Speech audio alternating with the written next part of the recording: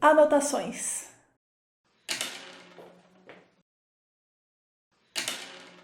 Como é que você pode fazer anotações durante uma aula ou durante uma palestra sem ter que passar limpo depois?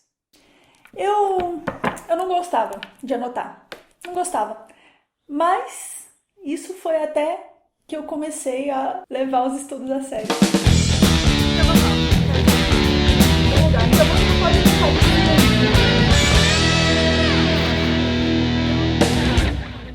Sabe, durante uma aula ou durante uma palestra, eu entendia o que a outra pessoa do outro lado estava falando. Eu entendia, eu tinha essa facilidade. Muita gente tem essa facilidade, só que o fato de eu não anotar me fazia não saber o que estudar na hora que eu estava em casa. Então eu não estudava em casa, tirava nota ruim nas provas, ou o que é pior, eu não sabia aplicar aquele conhecimento na vida real. Eu tenho um amigo, o Victor Damasio, que tem um amigo, o Miguel Cavalcante, e o Miguel Cavalcante disse para o Victor Damasio, que me disse o seguinte: eu não anoto para lembrar agora, eu anoto para lembrar depois.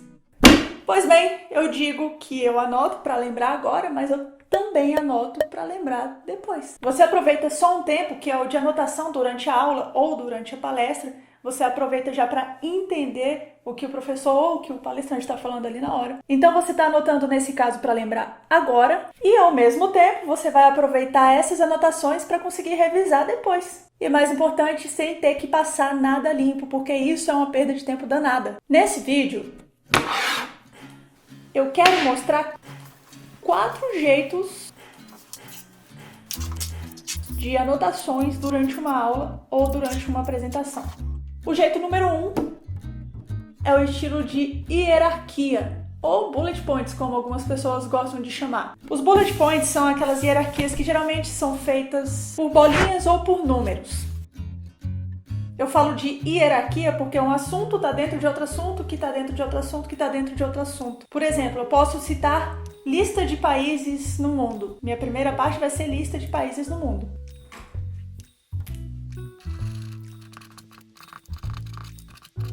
A segunda parte da hierarquia eu posso colocar os continentes. Então eu coloco aqui América do Sul. E aí eu posso colocar todos os países da América do Sul nessa hierarquia. Aqui não coube todos. Eu poderia colocar com uma setinha aqui a continuação América do Norte, uma continuação América Central, uma continuação Europa, uma continuação Ásia, Oceania. Então, eu poderia separar os países de acordo com cada continente. Uma ideia importante sobre os bullet points é que eles não ultrapassem metade da página. Então, você pode pegar essa ideia para colocar no seu dia a dia nas suas anotações. Você vai dividir a sua folha ao meio. E então, você coloca as suas anotações do lado esquerdo. Lista de países no mundo.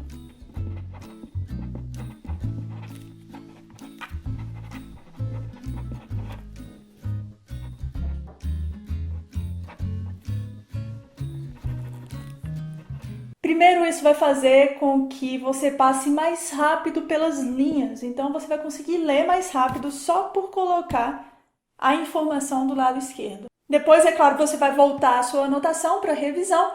E o que é legal, você pode fazer suas anotações do lado direito, em cima do que você lembrou durante aquela aula ou em cima do que você estudou a mais depois daquela aula. Com essa divisão, se você achar necessário, você vai poder fazer alguma anotação do lado direito, onde você deixou o espaço em branco, de preferência com uma caneta de cor diferente. Você pode anotar, por exemplo, América é um só continente.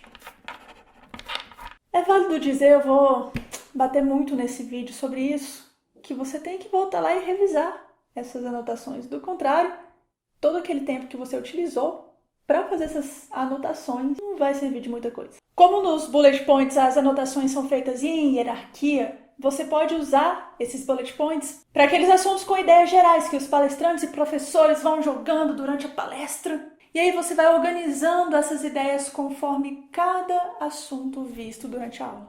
Você pode, inclusive, usar os bullet points no nosso tipo de anotação número 2, que são as anotações com Cornell Notes. As Cornell Notes têm esse nome porque elas foram inventadas por um cara chamado Walter Polk. Ele era professor da Universidade Cornell, por isso que fala Cornell Notes. E a Universidade Cornell é uma das 8 universidades da Liga Ivy americanas, ou seja, essa é uma das 8 universidades de elite dos Estados Unidos. E esse professor ele começou a difundir as Cornell Notes porque ele estava frustrado com as notas dos alunos. Esse método, Cornell, ele foi feito para ser fácil de ser usado em provas especificamente. Então ele é muito bom se você quiser tirar nota alta, porque ele é muito bom na hora de revisão. Inclusive ele foi adotado como o método preferido nas universidades de direito americanas. Então se você precisa estudar direito ou se você precisa estudar matérias que necessitam de uma alta memória, de um alto índice de retomada do assunto, esse é um ótimo método de anotações e também de memorização e até é uma técnica de estudos. Ok, então vamos lá. Receitinha para você fazer a sua Cornell Note do método mais prático possível. Você vai dividir sua Cornell Note assim. Um risco horizontal no rodapé da folha, você vai criar um rodapé para sua folha, e um risco vertical em 1/3 da folha, mais ou menos. Beleza, agora que você sabe fazer a divisão direitinho, é hora de saber o que vai em cada parte da sua Cornell Note. Vamos começar por essa parte maior aqui. A primeira coisa a saber é que nessa parte maior, você vai fazer as anotações durante a aula. Você pode escrever normalmente. E às vezes, o que é bem legal também, você pode colocar desenhos nessa parte maior, enquanto o professor explica. Então não tem problema, às vezes tem algum desenho importante, alguma coisa de química, algum gráfico de marketing, você pode fazer esse desenho por lá. Ou colocar bullet points. Enfim, nesse espaço maior você pode colocar tudo que você quiser, principalmente se esse tudo for bastante conteúdo. Não tem problema, aqui você pode escrever à vontade. A dica aqui, entretanto, é que você mantenha a sua letra maior, com mais espaço, porque daí você vai ajudar o seu cérebro. Você vai dar mais espaço para o seu cérebro ler com mais facilidade. Então não tenha medo, por exemplo, de pular uma linha quando você mudar de parágrafo, ou até mesmo escrever como eu gosto de fazer, sem linha alguma, sem nada visual que te atrapalhe.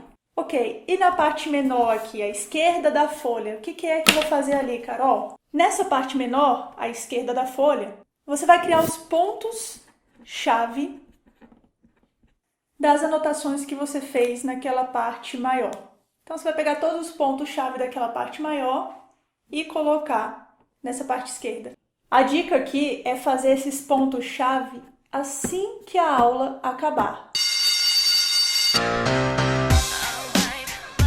Por que é importante você pegar esses pontos-chave? Você consegue ter mais crítica, ter mais senso crítico, você consegue melhorar a sua memória, porque você está explicando para você mesmo o conteúdo da aula. Aqui é um espaço legal para você colocar perguntas, datas, fórmulas e até vocabulários que você tenha aprendido durante a apresentação do seu professor. Por fim, a gente vai para a terceira e última parte da sua Cornell, que é o rodapé. Você vai utilizar o rodapé para fazer um resumo, para escrever com as suas próprias palavras coisas a respeito do que foi aprendido. Esse resumo você vai fazer no final de semana, depois que você teve aquela aula. Ou seja, no final de semana, depois que você fez a sua primeira parte da Cornell Note, a sua segunda parte do Cornell Note, no final de semana seguinte, você já faz um resuminho daquela ficha. E aí, dessa maneira, você não vai acumular matéria. O terceiro método, e esse é o meu método preferido,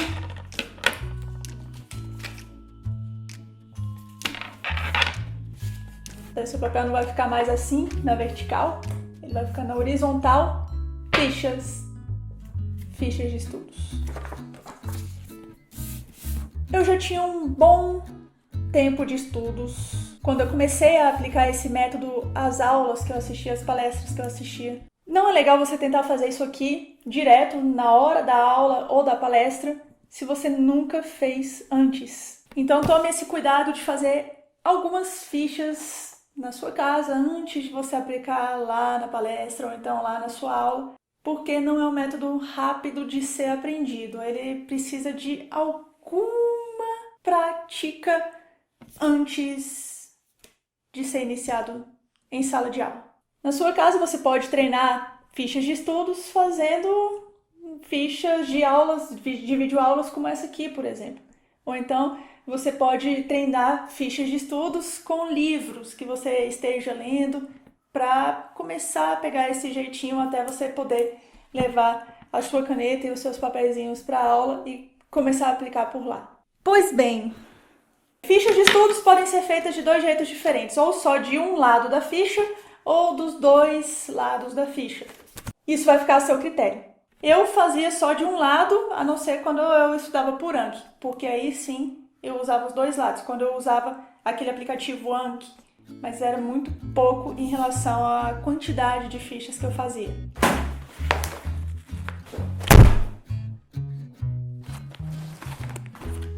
Eu fazia muita ficha. Quando você faz a ficha só de um lado, você está usando o lado visual. Então você pode dispor de grandes títulos, de grandes palavras-chave e principalmente de desenhos. Você vai fazer mapas mentais dentro das fichas, porque esses desenhos vão te ajudar a fixar o conteúdo direitinho. Leonardo da Vinci, por exemplo, descobriu muita coisa sobre física, botânica e fauna só com os desenhos que ele fazia, das ideias que ele tinha.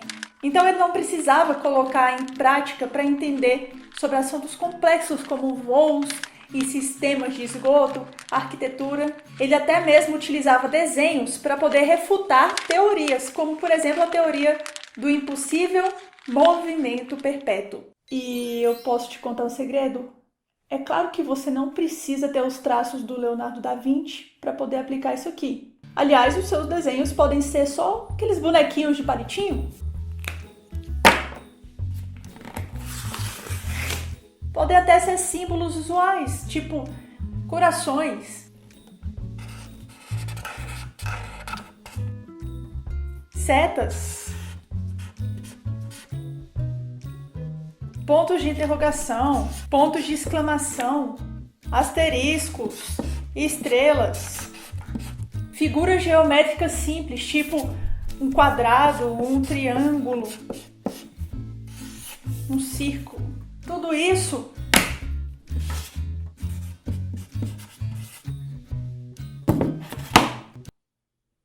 vai te ajudar a fazer fichas de estudos que você consegue entender. Ninguém mais precisa entender se você consegue entender e usar isso visualmente falando. Vou mostrar 3 fichas de estudos que eu fiz aí, aleatórias de várias matérias durante a minha aprendizagem.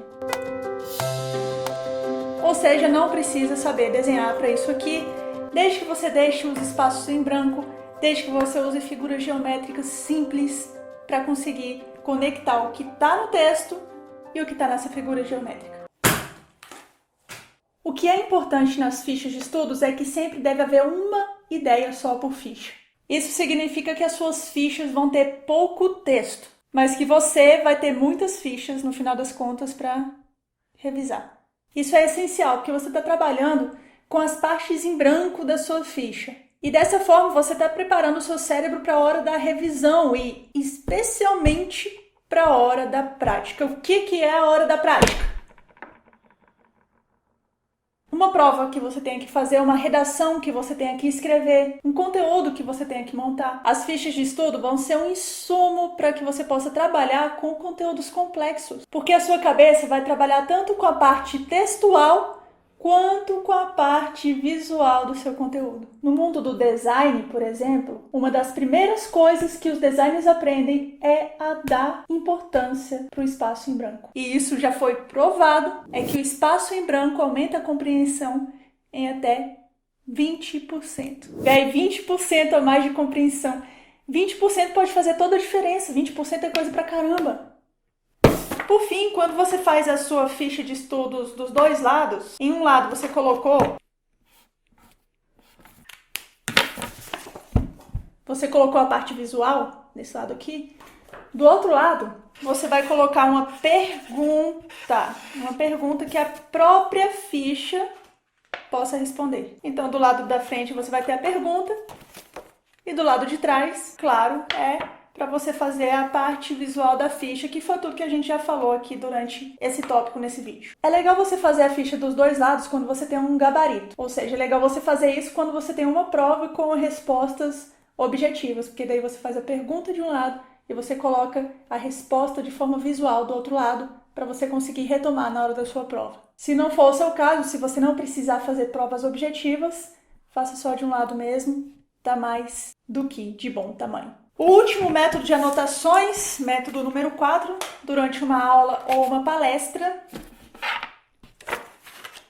a gente vai voltar para a ficha na vertical, para o seu papel na vertical. Pode ser um papel A4, A5, do tamanho que você achar mais confortável. Eu gosto muito dessas fichinhas aqui, elas são pequenininhas, cabem tudo que eu preciso para cada ideia. E o último método é o de ideias gerais. Um grande homem disse certa vez que não se tenha pressa, mas que não se perca tempo. Eu tenho isso no mural da minha casa. Tá aqui, ó. Foi o Saramago que disse isso aí. Então, anotações gerais. A gente não vai ter pressa, mas a gente também não vai ficar perdendo tempo com bobeiras, com bobagens, com forma, quando o que importa mesmo é o conteúdo. Esse é o método mais rápido de tomar notas. É quando os palestrantes dão esses moleskines pretos assim, para você fazer anotações. Depois, quando eu saio das palestras, né, sempre sobra muita folha, eu arranco as folhas. E daí eu posso usar depois como rascunho e jogar essa capa fora, que é desnecessária, né? Quanto menos coisas desnecessárias a gente tiver em casa, melhor. Como as palestras são fora da minha cidade, eu tenho que viajar de avião, eu não levo canetas e mais canetas, porque nessas viagens eu procuro levar o mínimo de coisas que eu puder. Além disso, o ambiente de palco geralmente é mais escuro, então é mais fácil se eu usar só um tipo de caneta, ao invés de ficar usando várias cores, como eu faço, por exemplo, nas fichas de estudo. As anotações em si, elas são grandes, elas são espalhadas pela folha. Eu procuro colocar o mínimo de texto possível, só ideias mesmo bem gerais, para eu conseguir retomar e entender e me lembrar o que o cara estava falando, porque geralmente essas palestras são com muitos e muitos e muitos slides e a gente não precisa ficar anotando todos esses slides, a gente não precisa ficar tirando foto de todos esses slides, porque a gente não vai ter vontade de voltar lá e não entender bolhufas. É muito melhor você pegar algumas ideias que o cara jogar lá na frente, anotar essas ideias e colocar em ação. O que é melhor do que uma boa dica? É uma boa dica aplicada. Então, ao invés de pegar todas as dicas que os caras derem, eu pego as melhores, as que eu consegui anotar e aplico. E mesmo assim ainda tem muita dica para ser aplicada. E aí eu deixo até para depois tanto de informação que a gente consegue tirar nesse tipo de palestra. Por isso, às vezes, as folhas têm só algumas poucas anotações. 2, 3, no máximo 4 ideias por folha.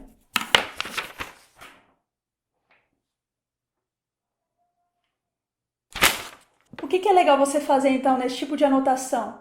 Colocar pouco texto, provavelmente colocar pouco bullet point também. Às vezes você vai colocar 2, 3 palavras, uma palavra em uma só folha que te faça lembrar a importância daquele assunto, daquele tema que o palestrante deu ali na frente. Isso aqui não é anotação para uma prova específica, para uma prova objetiva. É uma anotação para você usar na sua vida real. E na vida real as coisas parecem que não, mas elas são mais simples. Muitas vezes você tem que colocar essas coisas só em ação, só isso. E esse jeito número 4 é o jeito mais rápido de fazer anotações e ainda assim muito poderoso, justamente porque ele usa também espaços em branco. Deu para entender, gente, quais são os tipos de anotações que vocês podem usar durante as aulas, durante as palestras?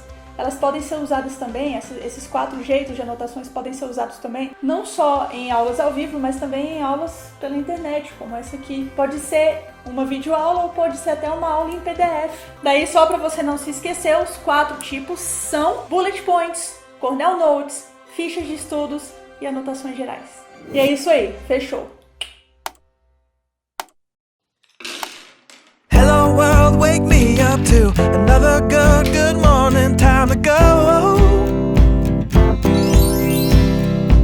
got that smile upon my face, 'cause there's excitement in the chase, this I know.